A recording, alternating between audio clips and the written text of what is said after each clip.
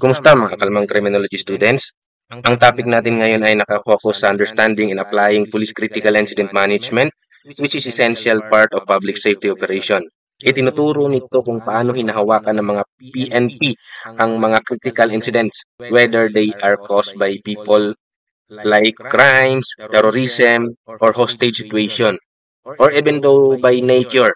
So dito pinag-aaralan natin yung mga types, characteristics, phases, and yung method of managing critical incidents, as well as the rules of different groups such as the Crisis Management Committee, yung CMC, Disaster Risk Reduction and Management Council or yung DRRMC, and the PNP's own Critical Incident Management Task Groups or yung CIMTG or DIMTG. Yung topic natin ngayon is naka-base doon sa Chapter 4 ng Rule 4 of 2021 ng PNP Operational Manual. Okay, without further ado, umpisa na natin. Yung first slide natin is yung the PNP Critical Incident Management. So, nandito yung mga responsibility of assignment. So, kapag man-made incident, handled by National and Local Peace and Order Council or ang NPOC or LPOC.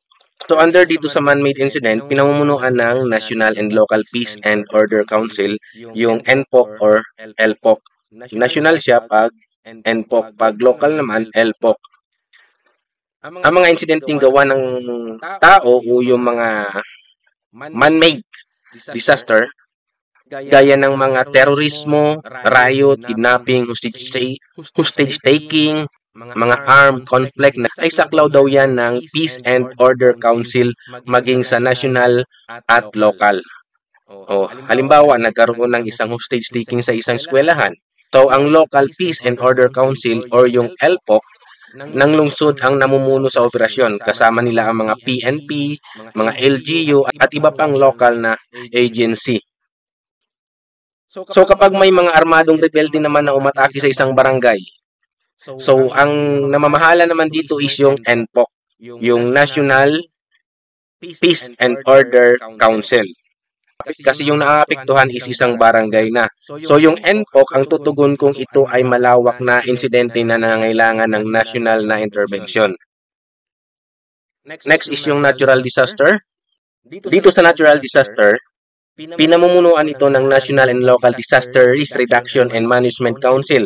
Kapag national yung involved, so syempre NDRRMC. Kapag local naman yung involved, yung LDRRMC. So kapag mga natural disaster, andito yung mga bagyo, lindol, baha, mga landslide, at iba pa mga natural na kalamidad ay saklaw ng DRRMC. So sila yung in charge kapag natural disaster yung nangyari. So halimbawa, matinding pagbaha sa isang bayan matapos ang bagyo. So ang in charge dito, kasi bayan lang yung apektado, yung in charge ay yung Local Disaster Risk Reduction Management Council. Magsasagawa sila ng mga rescue operation, relief operation, at yung evacuation. Halimbawa naman, pag malakas yung lindol na tumama sa maraming probinsya.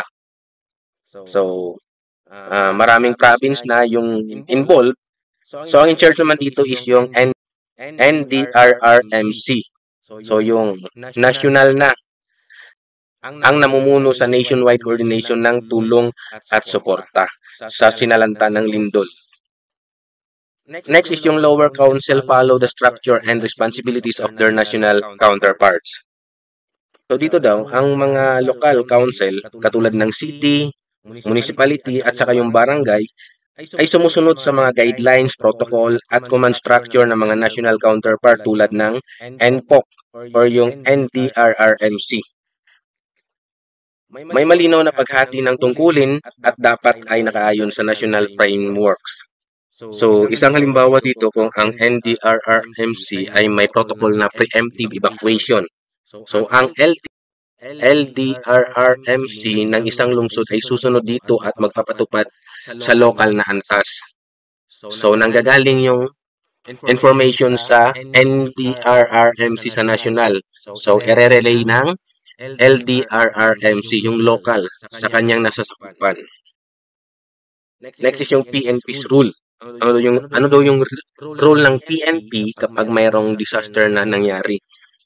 Ang PNP ay may mahalagang papel sa pagtugon ng mga crisis, calamity at iba pang mga critical na incident. Bilang mga frontliners, sila ang inaasahang manguna sa seguridad, coordination at pagpapanatili ng kaayusan sa panahon ng emergency. So yan yung role ng PNP pag may mga disaster na nangyayari.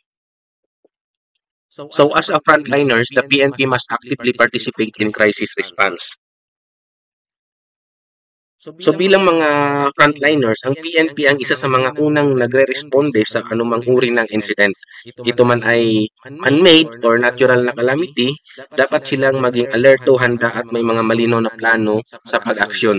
So halimbawa na lang, kung may nangyaring hostage crisis sa isang paaralan, ang PNP SWAT o ang Special Action Force or SAF ang unang pumapasok upang iligtas ang mga bihag at pigilin ang mga mas malalang insidente. And another example naman, pag sa panahon ng malakas na bagyo, tumutulong ang mga PNP sa pag-evacuate, sa traffic control at security patrol sa mga apektadong lugar. So yan yung ginagawa ng PNP. Yan yung role nila as a frontliners sa isang disaster. Next is yung Established Own Critical Incident Management Committee or yung CIMC to support NPOC and NDRRMC operation.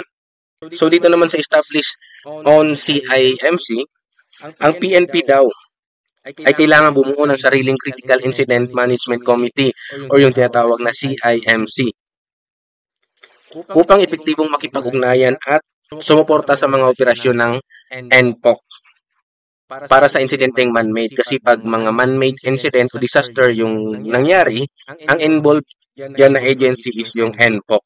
So kapag natural disaster naman, yung NDRRMC. So, ibig sabihin, dapat yung binuo ng PNP na CIMC, sila yung magko-coordinate sa NPOC. Ang layunin ng CIMC ay yung pagpaplano at magsagawa ng mga hakbang tuwing may crisis. At sila din yung nagtatalaga ng mga team para sa security, evacuation, crowd control at mga rescue. At sila din yung nagsisilbing coordinator sa pagitan ng PNP at iba pang mga agency or government agency. So halimbawa na lang, sa isang lindol, ang PNP, CIMC, ang magko-coordinate ng traffic sa paligid ng evacuation center, magbabantay ng mga looting. PNP, CIMC, yung magbabantay sa mga looting o gulo at makikipag-ugnayan sa LDRRMC. Isang halimbawa kapag man-made naman yung isang nangyari na disaster, halimbawa isang pambobomba. So, ang PNP, CIMC ang magtatayo ng command post, magmo-monitor ng situation at magsasagawa ng investigasyon habang kaagapay ng LPOC. Okay, proceed tayo sa Crisis Management Committee, yung CMC. CMC ang nagpaplano, namumuno at nagsasagawa ng coordination sa pagitan ng iba't ibang sangay ng agency upang magkaroon ng maayos, mabilis at organisadong tugon sa crisis na nangyari. So halimbawa na lang dito kung mayroong terrorist attack, ang CMC ang magpupulong para sa emergency response plan. Sila din yung magbibigay ng mga papel kung anong gagawin ng bawat agency, yung PNP, AFP, LGU, healthcare at iba pang mga agency na involved sa isang crisis. At sila din yung nagbibigay ng mga tamang information sa publiko upang maiwasan ang mga panic. At kung may nangyaring mass hostage situation naman, syempre ang CMC ang mamumuno sa negotiation strategy, deployment ng PNP at military units, at yung pag-i-evacuate at safety plan para sa mga sibilyan. Next is yung operates under the policy set by the Peace and Order Council or yung POC.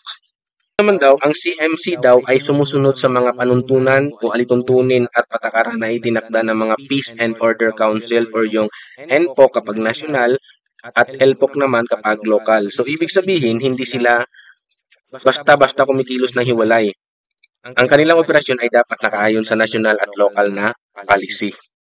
So halimbawa na lang, kung ang LPOC ay may nakahandang crisis protocol para sa bombing, sundin ito ng CMC sa pagpapatupad ng plano. Next is yung National Peace and Order Council or yung NPOC. Itong NPOC ay isang national agency na may pangunahing layunin na isulong ang mga kapayapaan, kaayusan at seguridad sa buong bansa. Ito ang nagsisilbing central body na nagtutulungan ang mga agency ng government sa pagresolba ng mga krimen, insurgency, turismo at iba pang banta sa kaayusan ng lipunan. Dito sa INPOC daw, ang kalihim ng DILG ang tumatayong chairperson ng INPOC. Yung NPOC din yung nangangasiwa sa pagpupulong, pagbuo ng mga policy at pagbibigay ng direktiba sa mga miyembro ng konseho. Halimbawa, may seryosong banta sa pambansang security tulad ng terrorist infiltration. Ang SILG ang tatawag ng pagpupulong ng NPOC upang buuin ang tugon ng pamahalaan. Coordinate with national security. So ang NPOC daw ay sila yung nagko-coordinate sa National Security Council, nag-monitor ng peace and order at nagpro-provide ng forum for policy discussion. Next is yung Incident Command System or yung ICS. Itong ICS ay isang standard framework na ginagamit sa buong mundo upang mabisang mamanage ang critical na incident tulad ng mga kalamidad, mga krimen, at iba pang mga emergency situation. So meron siyang standard framework for managing critical incident. So ito daw ay isang structured system na tumutulong upang maging maayos ang takbo ng operasyon, mapanatili ang coordination ng mga agency, at maiwasan yung mga kalituhan at doble-doble yung trabaho. So isang halimbawa ng mga insidente kung kailan ginagamit ang ICS. So halimbawa na lang yung lindol o pagbaha, mga terrorist attack o bombing incident, mass evacuation at yung hostage crisis. So yan yung mga halimbawang incident na kinakailangan yung ICS. So ang ICS daw ay nagsisilbing gabay ng PNP upang mag-organize ng mga tao, mga kagamitan at syempre yung mga unit. At sila din yung nag-aayos sa mga stages ng pagre-responde mula sa paunang responde hanggang sa recovery phase. Next is yung types of critical incident. The PNP Incident Management Operations support the Peace and Order Council or yung POC o POCs, Crisis Management Committee, yung CMCs, and Disaster Risk Reduction Management Councils or yung DRRMCs. At sa lahat ng level ng government.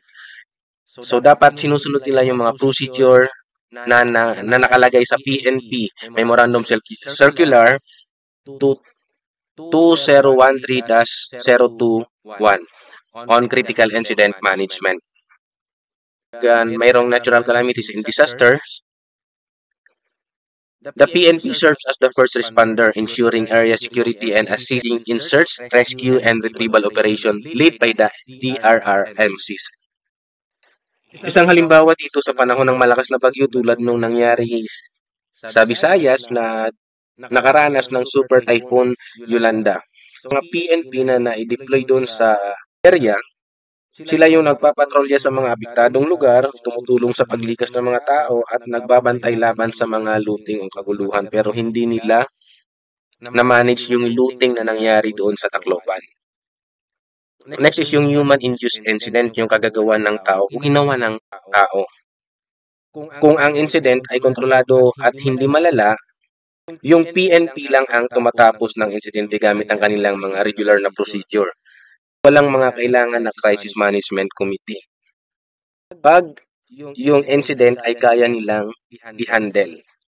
Halimbawa, isang huldapan sa bangko na agad na narespondihan ng PNP patrol units, yan yung mga incident na na-handle ng isang PNP kahit wala na yung crisis management committee. Kapag na-handle nila yung isang incident, pwede siya. So kapag ang insidente naman ay malawak ang epekto at nangangailangan ng interagency response, ang PNP ay kumikilos sa ilalim ng Crisis Management Committee or yung CMC. At kailangan din nila ng malapit na koordinasyon sa ibang mga agency ng gobyerno katulad ng BFP, DOH, AFP, LGU at iba pang mga ahensya ng gobyerno. So ang gagawin ng PNP kapag yung insidente ay malawak ang epekto. Halimbawa na lang, isang terrorist attack sa pampublikong lugar na nangangailangan ng negotiation, bomb disposal, at mass evacuation. So, yan yung gagawin ng mga PNP.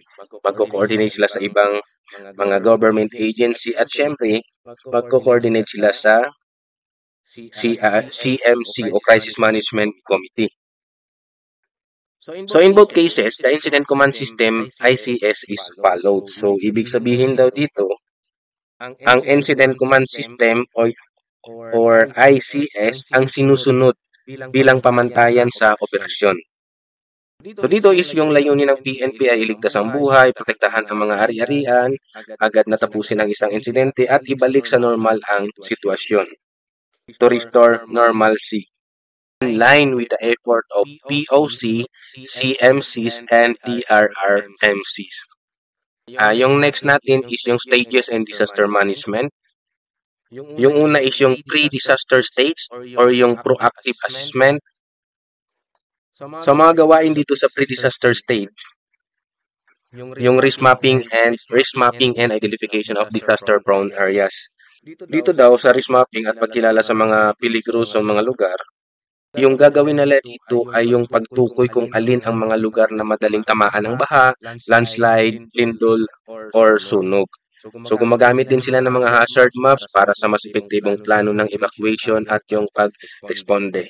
Halimbawa, yung isang barangay ay inilista bilang flood-prone area based sa mapa ng DPWH at Pag-asa.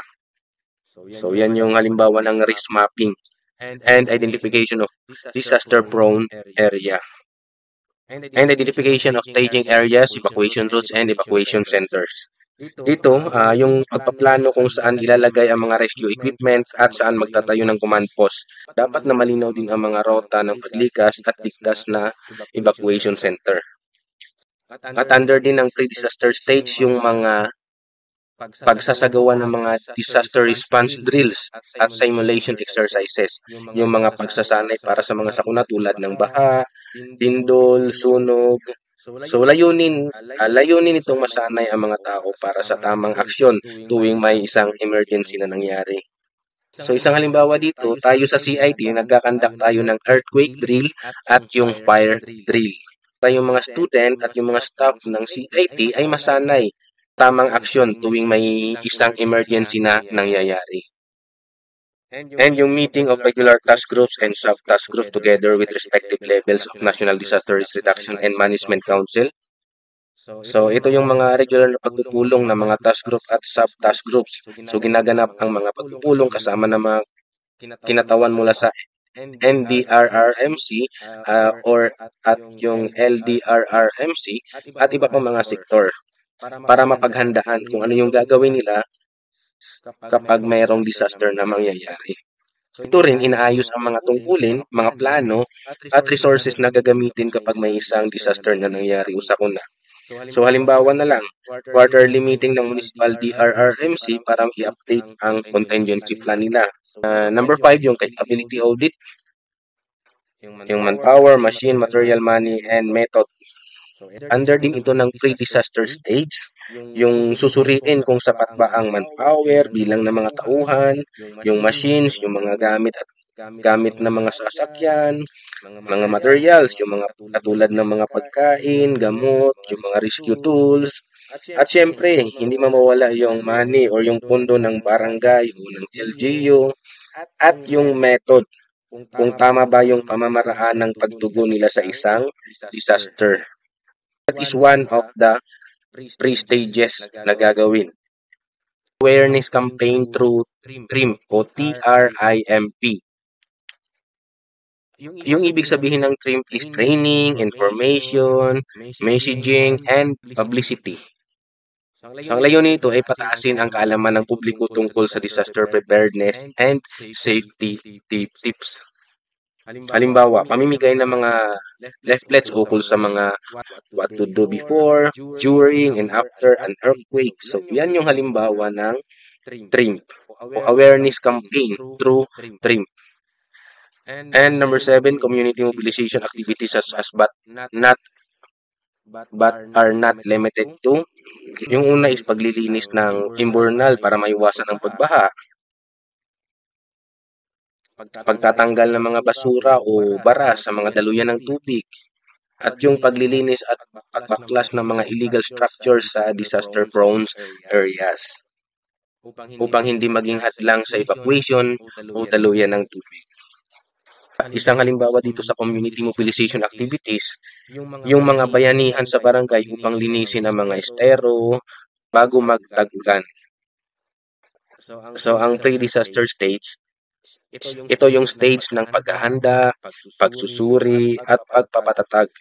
So sa pamamagitan ng risk mapping, drills, capability assessment, at community activities, ang PNP at TRRMC ay mas nagiging handa sa anumang crisis na mangyayari.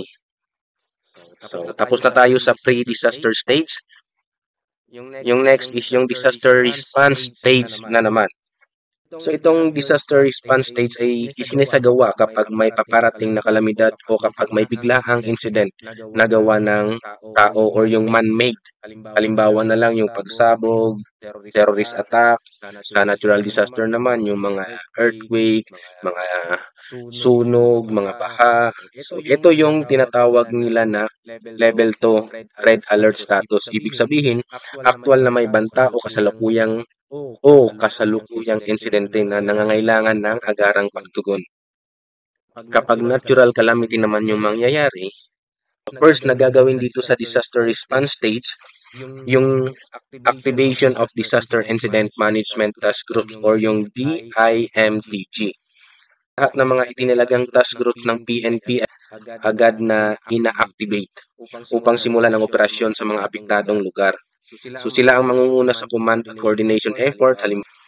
Halimbawa na lang sa isang paparating na bagyo, activated agad ang DIMTG ng Provincial Police Office para sa paghahanda sa mga bayan na malapit sa baybayin ng dagat. Number 2 is coordinate with NDRRMC to support its disaster response.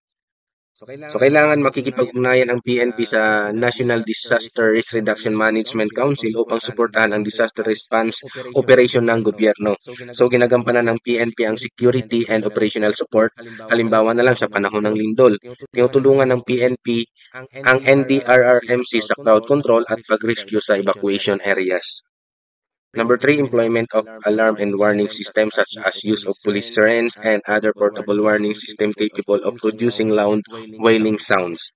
So ito yung paggamit ng mga siren ng mga pulis at iba pang portable warning devices para magbigay ng babala sa mga tao. So layunin nitong ipaalam sa publiko ang paparating na panganib at utos ng paglikas. Okay, next is yung preemptive evacuation of residents in affected areas in coordination with concerned government agencies. So dito yung pagpapalikas ng mga tao bago pa dumating ang sakuna upang maiwasan ang pinsala o pagkasawi. Katulad na nangyari sa Super Typhoon Yolanda, konti lang yung lumikas na mga tao, yung iba nasa bahay pa nila. So ang nangyari, maraming namatay. Itong preemptive evacuation, ginagawa ito kasama ng mga LGU, DSWD at ng DRRMC. Halimbawa na lang, ang mga residente sa landslide prone area. So landslide prone area siya, critical siya kapag bumagsak yung malakas na ulan. So dapat ilikas na kahit hindi pa man bumabagsak yung malakas na ulan. Yan yung ginagawa nila sa preemptive evacuation. Provision of security in calamity areas and support search, rescue, and retrieval operation. Evacuation and emergency medical services in accordance with concerned DRRMC. So dito naman yung pagpapanatili ng kaayusan at seguridad sa mga apektadong lugar, pagtulong sa mga aktibidad gaya ng search, rescue and retrieval, evacuation operation, at yung emergency medical response. Okay, nasa stages and disaster management pa rin tayo. Human-induced incident. Itong human-induced incident, ito yung kapag ang incident ay hindi inaasahan at gawa ng tao or yung man-made, first na gagawin nila is yung activation of Critical Incident Management Task Group or yung CIMTG. So ang CIMTG ay isang special na grupo na nasa ilalim ng PNP. Tutugon sa mga seryosong crisis katulad ng mga human-induced crisis. Na-organize ito upang magplano ng taktikal na tugon, magtalaga ng mga tao at mga kagamitan, at yung siguruhing may malinaw na command structure. So halimbawa dito yung pag-activate ng CIMTG sa isang rehiyon matapos pag-atake sa isang pampublikong lugar. Baka malito kayo kapag human-induced incident, Yung i-activate nila is yung CIMTG o yung Critical Incident Management Task Group. Kapag natural calamity naman, yung Disaster Incident Management Task Group or yung DIMTG. So magkakaiba sila. So iba yung trabaho ng DIMTG para lang sila sa natural calamity, yung sa human induced crisis disaster, yung CIMTG yung in charge, yung Critical Incident Management Task Group.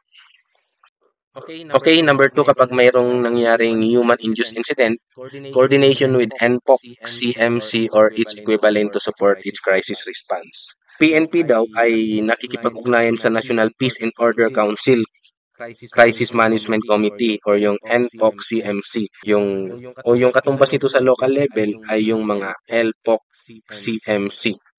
So ang layunin talaga nito ay para magkaisa sa plano at directives during operation at sinisigurado na may tamang support mula sa iba't ibang sangay ng gobyerno. Halimbawa na lang, pakikipag-ugnayan ng PNP sa Crisis Committee ng LGU para sa Coordinated Hostage Rescue Operation. So that is coordination with NPOC CMC. Number three, evacuation of residents in the crisis area in coordination with concerned government agencies. Kung may banta sa buhay ng mga sibilyan, agad na isinasagawa ang evacuation sa tulong ng mga LGU, DSWD, DOH, BFP at iba pang mga concerned agencies. So halimbawa na lang ang paglikas sa mga residente malapit sa lugar ng barilan sa pagitan ng militar at mga armadong grupo. So dito sa number 4, tungkulin talaga ng PNP na panatilihin ang kaayusan at kaligtasan sa lugar ng insidente, tumutulong sa search, rescue, and retrieval, at suportahan ang mga medical teams at evacuation procedures. So halimbawa na lang, pagtalaga ng SWAT team sa paligid ng crisis zone habang ang mga sugatan ay inaalalayan ng rescue units. So yan na yung under ng disaster response stage. Disaster response stage ay isang critical na stage na kung saan ang mga PNP ay aktibong kumikilos bilang pangunahing kumakatawan ng DRRMC at ibang ahensya ng gobyerno. So lahat ng aksyon ay nakatuon sa kaligtasan ng mamamayan, mabilis na pagtugon at pagpapanumbalik ng kaayusan sa isang sinalantang lugar o sa isang pinangyarihan ng human-induced crisis. Number 3 is yung post-disaster stage, yung support to recovery and rehabilitation effort. Ito yung level 3 white. Sa stage na ito, tapos ng matinding panganib at nagsimula ng bumalik sa normal ang sitwasyon. So nasa antas na ito ng level 3 or yung white na nangangahulugang ligtas na at kontrolado na ang mga insidente. Pero kailangan pa rin ng tulong sa pagsasaayos at pagbangon ng mga naapektuhan. So ito na yung pagkuha ng mga rapid damage assessment and need analysis or yung RDANA reports from concerned Disaster Risk Reduction and Management Council of the affected areas. Ito ay mula sa DRRMC ng mga apektadong lugar na naglalaman ng siyempre kung ano kalawak yung pinsala at yung bilang ng mga naapektuhan, siyempre yung mga pangunahing pangangailangan. And dito sa post-disaster stage, dinideploy yung personnel for relief operation. So dito nagpapadala ang PNP ng mga tauhan para tumulong sa pamimigay ng relief goods, pagbabantay sa mga evacuation centers, pagtulong sa paglilinis at pag-aayos ng komunidad. And yung provision of security and traffic assistance to returning evacuees. So tinutulungan ng mga PNP ang mga evacuees na ligtas na makabalik sa kanilang tirahan. Sila yung in charge sa daloy ng trapiko, pagbabantay sa mga critical na lugar, at yung pagpapanatili ng kaayusan at kalinisan habang nagsisimula ang rehabilitasyon. Submission of after disaster response report to the Chief PNP copy furnished from the DRRMC. So, ang PNP ay gumagawa ng opisyal na ulat tungkol sa lahat ng naging aksyon at observation sa panahon ng insidente. Binibigay nila ito sa Chief PNP nila at nagbibigay sila ng kopya para sa DRRMC ng lugar na sangkot o yung involved na lugar. And yung deactivation of DIMTG o CIMTG. So tandaan nyo kapag natural disaster, ito yung DIMTG. Kapag Human-induced disaster naman, yung in charge is yung CIMTG. So dito, madi-deactivate na yung DIMTG at yung CIMTG kapag kontrolado na ang sitwasyon at bumalik na sa normal ang mga pamumuhay. And yung command responsibility ay ibabalik sa regular na operasyon ng mga unit ng PNP at ng LGU. So, dito naman yung pamamahala sa mga nasawi at sa mga missing person ay isang mahabang bahagi ng pagtugon sa mga sakuna.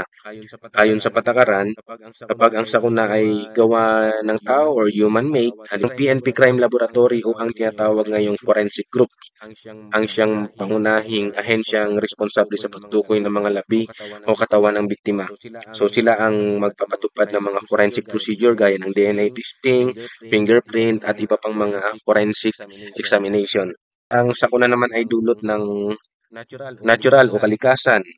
Ang NBI or yung National Bureau of Investigation naman ang siyang mangunguna sa identify ng mga labi ng mga nasawi. Tapos na tayo sa post-disaster stage. So ngayon alam nyo na kung ano yung tatlong stages in disaster management. Yung pre-disaster stage, disaster response stage, at yung post-disaster stage. So ngayon naman is we will proceed on alert levels during human-induced critical incident. Ang terrorism at threat groups alert levels ay ipapadala ng TDI or yung Threat Detection and Investigation sa lahat ng kinaukulang opisina batay sa information mula sa NECA or yung National Intelligence Coordinating Agency. From NECA to TDI, TDI to all concerned agency. So ipapadala yung information with regard sa terrorism or yung threat groups. With regards naman sa level 1, low, there is no information to suggest a specific human-induced critical incident may occur. So walang nakuhang information na may banta sa anumang human-induced incident at normal ang situation. Pero patuloy ang pagbabantay. At yung level 2 moderate, human-induced critical incident is possible but not likely. So may posibilidad pero mababa at mababa ang tsansa. So may posibilidad siya pero mababa ang tsansa. May mga indikasyon na maaaring magkaroon ng human-induced incident kung inasahang mangyari agad. At pinapataas ang alert ng mga PNP units at intelligence group. So under yan ng level 2, moderate katamtaman. Halimbawa na lang dito, may ulat na gumagalaw na yung mga grupo o yung mga terrorist pero hindi pa confirm ang aktual na plano. That is level 2, moderate. Next is yung level 3, high. There is a strong possibility that human-induced critical incident may occur within a short period of time. So dito naman malakas ang posibilidad ng insidente. May sapat na information na maaaring mangyari ang isang insidente sa loob ng maikling panahon lamang. So inaatasan ng mga PNP at iba pang mga agency na maging handa para sa agarang aksyon. So isang halimbawa dito kapag may na-receive na information o natukoy na target area ng posibleng pangbobomba base sa intercepted intel. So ito na yung gagawin nilang level 3. High, mataas, malakas ang posibilidad ng insidente. At yung level 4, a human-induced critical incident has just occurred or has just been preempted. Dito sa level 4 naman, matindi, extreme. May insidenteng naganap o na-prevent na. Naganap na, nangyari na, or na-prevent na. So dito sa level 4, katatapos lang nang mangyari yung isang insidente o na-preempt o napigilan bago pa mangyari. That is under ng level 4. Pag ito yung nangyari, agad na ipapatupad ang Critical Incident Response Protocol. So nagkakaroon ng deployment ng SWAT, ng mga EOD, mga SOCO at iba pang mga special units. So ang layunin talaga ng alert level system ay maagapan ang banta. Ihanda ang mga concerned agencies, maprotektahan ng publiko, at makapagplano. So yan yung layunin talaga ng mga alert levels during human-induced critical incident. Next is yung Incident Command System or yung ICS. Itong Incident Command System or ICS, ito ay isang standard structured para sa pamamahala ng emergency o insidente tulad ng mga kalamidad or crisis at iba pang mga sakuna na nangyayari. So, ang layunin talaga nito ay pag-isahin ang mga kilos ng lahat ng agency tumutugon upang maging maayos, mabilis at efficient ang operasyon. Yung mga legal basis ng ICS, isa na dito yung Republic Act 10121, yung yung Philippines Disaster Risk Reduction and Management or yung DRRMC batas ng 2010. Pati rin yung memo ng NDRRMC o Memorandum Circular number 4 series of 2012 at yung Executive Order number 82 series 2012 at syempre tinataguyod ng Office of Civil Defense or yung OCD. Itinakda ng mga batas at kautusan ito na lahat ng DRRMC at Emergency Response Agency ay obligadong gamitin ang ICS sa kanilang operasyon. Kung ano yung nakalagay sa ICS na structured system, kailangan yun din yung susundin ng DRRMC at lahat ng Emergency Response Agency. So, unang binuo sa US Forest Service. Una, ito ay isang all-hazard system para sa kahit anong uri ng emergency. Sa command, namumuno at nagdidesisyon sa buong operasyon. Halimbawa na lang yung incident commander, public information officer, so sila yung under ng command. Sila yung namumuno at nagdidesisyon sa buong operasyon. At yung operation, tanggap ng direktang utos mula sa command, siya yung responsable sa actual na pagtugon sa insidente. O sila yung mga search and rescue teams, pati yung mga security personnel. Planning, nagpaplanong gumawa ng situational report at nagmo-monitor ng galaw ng operasyon. Halimbawa na lang sila yung mga situation unit, resource unit, at resource unit. Logistics, responsible sa lahat ng mga gamitan, supplies, transportation at communication. Sila yung mga transportation officers at yung supply manager. Finance and administration, yung nag-aasikaso sa mga pondo, sa mga bayarin, at sila din yung in charge sa documentation ng operasyon. At yung intelligence, pero ito siya is optional lang. Depende sa situation. Ginagamit siya depende sa situation. Ito is para sa mga insidenteng may kriminal o terorismong aspeto gaya ng pangbobomba. So sila yung in charge yung intelligence investigation. Halimbawa na lang na mga unit is yung intel analysis, mga crime scene investigators, sila yung in charge pagdating sa mga kriminal o terorismong aspeto pag kailangan ng investigation or intelligence. So halimbawa ng paggamit ng ICS yung sa Bagyong Yolanda noong 2013, ginamit ang ICS sa pamamahala ng International Relief Operation, yung Manila Hostage Crisis. Ipinakita ang kahalagahan ng maayos na command structure na sana ay ICS base. At yung sa COVID-19 response, so ginamit din itong ICS, ginamit sa quarantine checkpoint at yung sa relief distribution. So yan yung Incident Command System or ICS. Next is yung organization and structure of CIMC, CIMTG at yung DIMTG. Ayon sa Executive Order number 82 series of 2012, lahat daw ng antas ng pamahalaan ay kailangang bumuo ng Crisis Management Committee or yung tinatawag na CMCs. Dito ay i-explain natin kung ano yung mga pangunahing unit at kanilang mga tungkulin. Una is yung Crisis Management Committee or yung CMC. Siyempre sila yung nagko-coordinate sa government, military, police, and civilian effort. And dapat daw yung operasyon nila is nakabase lang sa mga patakaran ng Peace and Order Council or yung POC. Number 2 is yung PNP National Headquarters, yung Critical Incident Management Committee or CIMC, organized by PNP National Headquarters para suportahan yung CMC. MC sa lahat ng antas ng insidente. So, mayroon silang 5 subcommittees. Yung sub-5 committee nila is criminality, terrorism or CBRNE. Yung CBRNE, ito yung C is chemical, B is biological, R is radiological, N is nuclear, and E is for explosives. Yung public health hazard, syempre kapag mayroong health hazard na involved, may destabilization, public disturbance and events, at yung pinaka-last is yung natural disaster.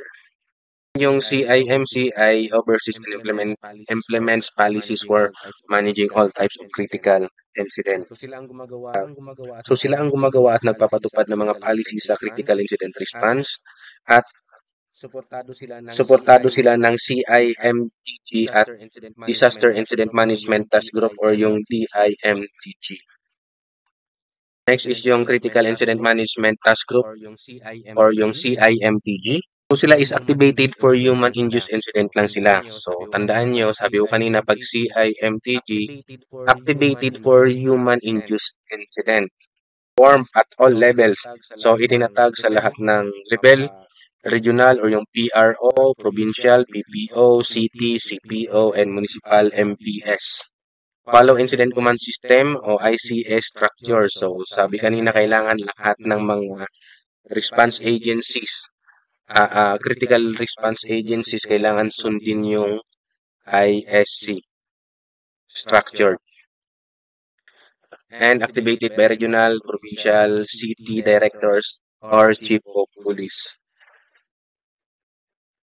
So, halimbawa ng mga human-induced incident, yung abduction, attacks, jailbreak, terrorism, heinous crimes, ERBIs, robbery, bombing, active shooting, cyber attacks, drone strike, biological, chemical, and nuclear incident, pandemics, stampedes, or other similar human-induced critical incident that may result in human casualties and or mass destruction of properties and the environment.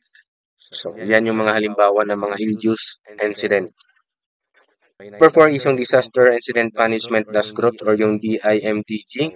So, sila, syempre, activated for natural disaster under PNP Subcommittee on Disaster Management or yung SCDM. So, headed by PNP Sub Director. So, kung sino yung PNP Sub Director, siya yung head ng DIMTG, Task Group Commander and Deputy Director or Deputy Commander.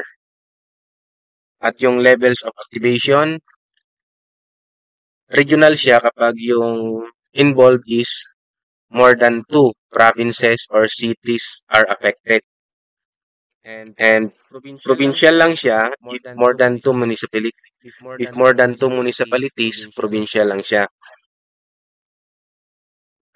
Municipal level lang siya if more than 2 barangays. Halimbawa ng mga natural disaster, yung mga flood, landslides, earthquake, tsunamis, volcanic eruption, forest fires, tornadoes, droughts, meteorite impacts, insurance. Overall goal, yung organizational structure ensures effective. So, kabuuan ng organizational structures ensure effective, coordinated, and prompt response to both human-induced and natural disasters, minimizing damage and saving lives. Next is yung the escalation protocols. Ang escalation protocols ay ang pamantayan ng paglipat o pagsalin ng responsibilidad sa mas mataas na antas ng crisis or disaster incident management kung ang insidente ay lumalagpas na sa kakayahan ng kasulukuyang CIMTG o DIMTG o tumatago sa sakop ng kanilang jurisdiction, halimbawa na lang, mula barangay papuntang munisipyo hanggang sa province. Hindi na kaya ng local kasi nag-expand coverage ng isang crisis from barangay to province na. So dito kailangan ng escalation of protocols, kailangan ng ilipat sa mas mataas na antas ng crisis or disaster incident management yung kanilang problema. Human-Induced Escalation Protocol or CIMTG to attain a smooth transition of command responsibility. The table shows the condition or situation in any crisis level that will be considered.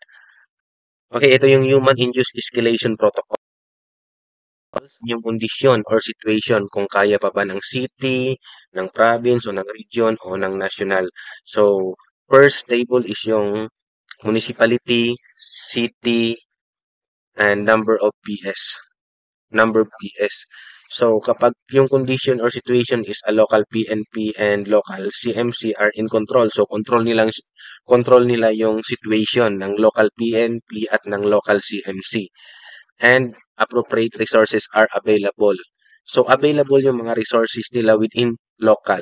Kaya nilang i-manage yung mga resources nila and capable either municipal or barangay level. So, under lang sila ng municipal or city. And pag provincial or district naman o PPO or DPO, so ito yung mga condition or situation. Local PNP at the municipal city level are unable to resolve the crisis within their capabilities. So kapag hindi na kaya ng local PNP at municipality or city yung isang crisis na nangyari, o kailangan nang makialam yung provincial or district. And yung municipal city CMC recommends elevation of the crisis level. Letter C situation requires employment of security forces and utilization of resources of the provincial level, organization, and beyond. And incident affect two or more municipalities within the same province or district. So yan na yung kailangan ng mangialam yung provincial or PPO or district or DPO. At yung sa regional or PRO or NCRPO, so kapag yung condition or situation sa isang crisis na nangyayari is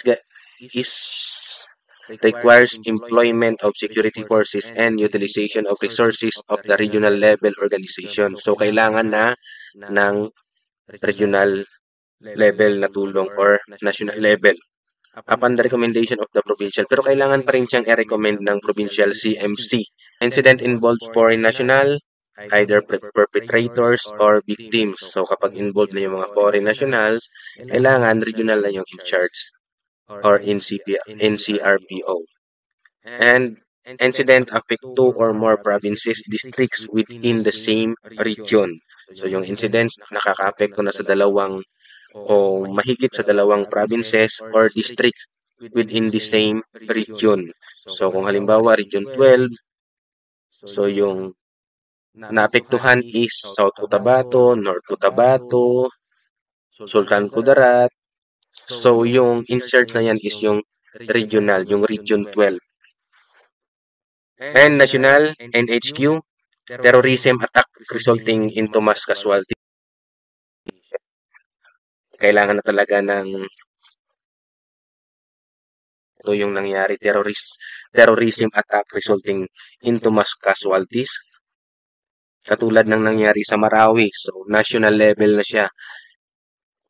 Upon the recommendation of the regional CMC. Or national, either perpetrators or victims. Letter D, national security issues are at stake, such as food, water, energy, critical transportation, and communication structure, and environment are threatened. And yung last is incident effects in CR or two or more regions. However, the task group commanders RDs remains in command and their respective PRO. So ito yung mga human-induced escalation protocol, yung mga kagagawa ng tao na mga incident o disaster o crisis. National Disaster Escalation Protocol ng DIMTG. So, DIMTG activation level and condition or situation. Kapag city police station o municipal police station level lang, siyempre yung condition or situation yung involved is two or more barangays or entire city or municipality. So, nasa CPS or MPS level pa siya. So, pero kapag two or more CPS, MPS, or the entire PPO or CPO, So, kailangan ng mangialam ng PPO o CPO level. So, nasa level na siya ng PPO, CPO level. So, kapag PRO level naman, more districts, PPOs, CPOs, or the entire PRO. Halimbawa, buong Region 12. So, PRO na yung level niya ng activation level. And national headquarters level, 2 or more PRO. So, more than 2. So, kailangan na yung NHQ level. So, yan yung Natural Disaster Escalation Protocol ng DIMTG. Okay, dito na muna tayo magtatapos. Next na discussion is yung okay, hanggang dito na lang muna yung topic natin. Next discussion, we will discuss the hostage situation.